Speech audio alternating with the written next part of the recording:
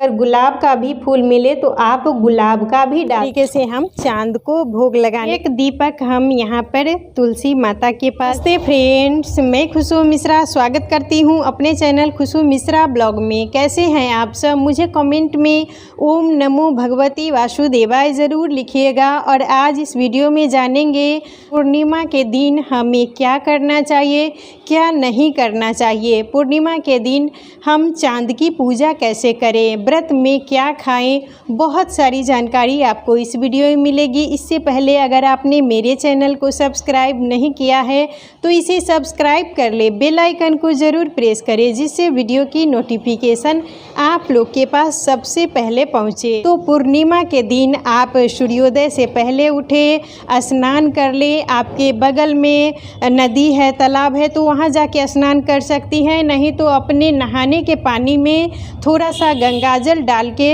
ही स्नान कीजिएगा। और मान लीजिए आप स्नान करने नदी के पास जा रही हैं तो वहाँ पर दीप दान जरूर करके आइएगा, क्योंकि पूर्णिमा के दिन दीप दान का विशेष महत्व है। और जो सुहागिन महिलाएं हैं इस दिन बाल नहीं धोती हैं। पूर्णिमा के दिन बाल नहीं धोना चाहिए, वो हमारे लिए अच्छा नहीं होता है। स्नान करने के बाद आप सूर्य भगवान को सबसे पहले जल चढ़ाएं, क्योंकि प्रथम पूजा सूर्य भगवान की होती है। तो मंत्र उच्चारण के साथ ओम सूर्याय नमः, ओम सूर्याय नमः, इस तरीके से हमें सूर्य भगवान को जल चढ़ाना है। इसके बाद हमें तुलसी माता की पूजा करनी चाहिए। और तुलसी माता की पूजा करने के बाद ही हमें घर में जितने भी हमारे भगवान हैं, देवी देवता हैं, उनकी पूजा करनी चाहिए। और पूर्णिमा के दिन हम विष्णु भगवान और माता लक्ष्मी का पूजन करते हैं। और पूर्णिमा के दिन हमें अपने घर में खीर बना के विष्णु भगवान को भोग ज़रूर लगाना चाहिए, क्योंकि पूर्णिमा के दिन खीर बनाना बहुत ज़्यादा शुभ होता है। और विष्णु भगवान और माता लक्ष्मी को खीर का भोग हमें ज़रूर लगाना चाहिए।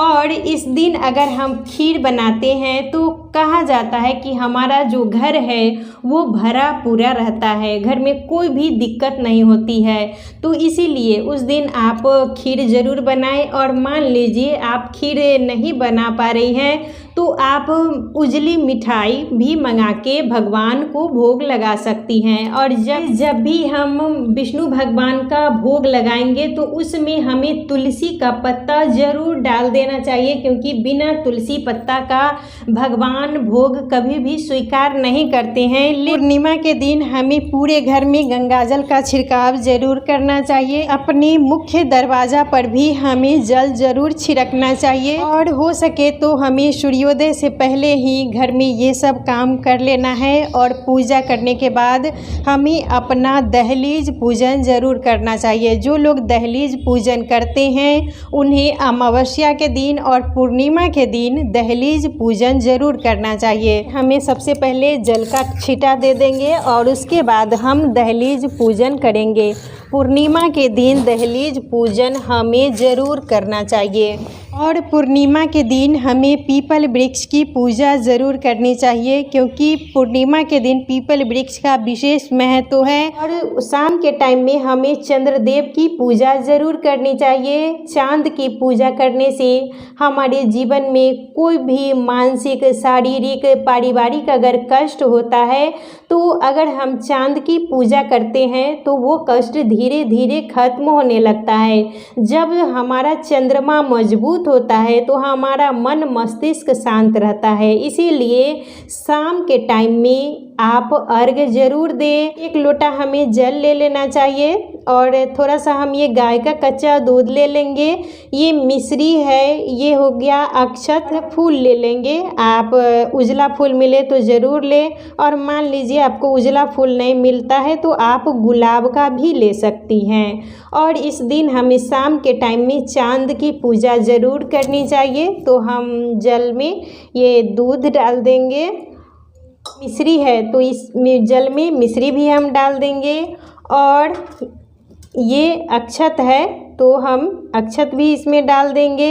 और उजला फूल अगर आपको उजला फूल मिले तो आप उजला फूल भी डाल सकती हैं, नहीं तो इस तरीके से अगर गुलाब का भी फूल मिले तो आप गुलाब का भी डाल सकती हैं। आप पूर्णिमा के दिन सत्यनारायण भगवान की कथा जरूर कहलवाएं और पंडित जी मिले तो आप पंडित जी से भी करवा सकती हैं, और नहीं मिल रहे हैं तो आप विष्णु भगवान की पूजा कर लें और कथा की किताब आती है वो ज़रूर हमें उस दिन पढ़ना चाहिए। सत्यनारायण भगवान की कथा कहलवाने से हमारे घर में सुख शांति आती है। तो पूर्णिमा हमें हो सके तो सत्यनारायण भगवान की पूजा अपने घर में ज़रूर करवानी चाहिए। व्रत करते हैं उन्हें नमक का सेवन नहीं करना चाहिए, उन्हें फलाहार करना चाहिए या मीठा भोजन करना चाहिए। और मीठे भोजन में उस दिन हमें खीर ज़रूर खाना चाहिए और जितने भी परिवार में लोग हैं उनको भी खीर का भोग ज़रूर देना चाहिए। और चांद की जब हम पूजा करेंगे तो चांद को भी खीर का भोग ज़रूर लगाना चाहिए। कोई भी उजली वस्तु, और मान लीजिए खीर नहीं है तो आप मिठाई का भी भोग लगा सकती हैं, लेकिन चांद को भी उस दिन आप खीर बना के हो सके तो ज़रूर भोग लगाइए। शाम के टाइम में आप चांद को अर्घ्य ज़रूर दीजिएगा। उससे पहले आप विष्णु भगवान की पूजा कर ले और शिव माता पार्वती जी की पूजा कर ले, और शाम होने से पहले ही पूजा कर लीजिएगा, क्योंकि चांद निकलने के बाद आप चांद को अर्घ्य देके फिर आप फलाहार कर सकती हैं। चांद को अर्घ्य हम कैसे देंगे? अभी तो मेरे यहाँ चांद नहीं निकला है क्योंकि यहाँ पर अभी बादल लगा हुआ है। तो हम जब चांद को अर्घ्य देंगे तो मंत्र बोलते हुए ओम सोम सोमाय नमः, ओम सोम सोमाय नमः, ओम सोम सोमाय नमः तरीके से हम चांद को जल चढ़ा देंगे। उसके बाद हम चांद को दीप दिखा देंगे। पहले जल चढ़ाना है, उसके बाद हम चांद को दीप दिखा देंगे, उसके बाद हम यहाँ पर धूप दिखा देंगे। और अभी मेरे यहाँ बादल लगा हुआ है इसीलिए आपको चांद नहीं दिख रहे हैं। और ये खीर का भोग, ये जो खीर बनाई है तो आप उस दिन खीर का भोग ज़रूर लगाएं, और खीर अगर नहीं भी बनाई है तो मिठाई का भोग भी हम चांद को लगा सकते हैं। तो इस तरीके से हम चांद को भोग लगाने के बाद यहाँ रख देंगे और इसके बाद हम चांद को प्रणाम कर लेंगे। तो इसी तरीके से चांद को अर्घ्य दिया जाता है। तो शाम के टाइम में चांद को जब भी अर्घ्य देंगे तो उससे पहले आप लोग स्नान कर लीजिएगा। साफ स्वच्छ वस्त्र पहन के ही हमें चांद की पूजा करनी चाहिए। और जब आपको चांद दिखाई दे, मेरे यहाँ तो बादल लगा हुआ है इसलिए आपको चांद नहीं दिख पा रहे हैं, तो चांद निकलने के बाद ही आप लोग चांद की पूजा कर लीजिएगा और उसके बाद ही आप लोग अपना फलाहार कीजिएगा। शाम के टाइम में आप लोग दीप दान जरूर कीजिएगा। एक दीपक हमें अपने पूजा रूम में जलाना चाहिए। एक दीपक हम अपने पूजा रूम में जलाएंगे और दूसरा दीपक हमें अपने मुख्य दरवाज़ा पर जलाना चाहिए, और एक दीपक हम यहाँ पर तुलसी माता के पास जला देंगे।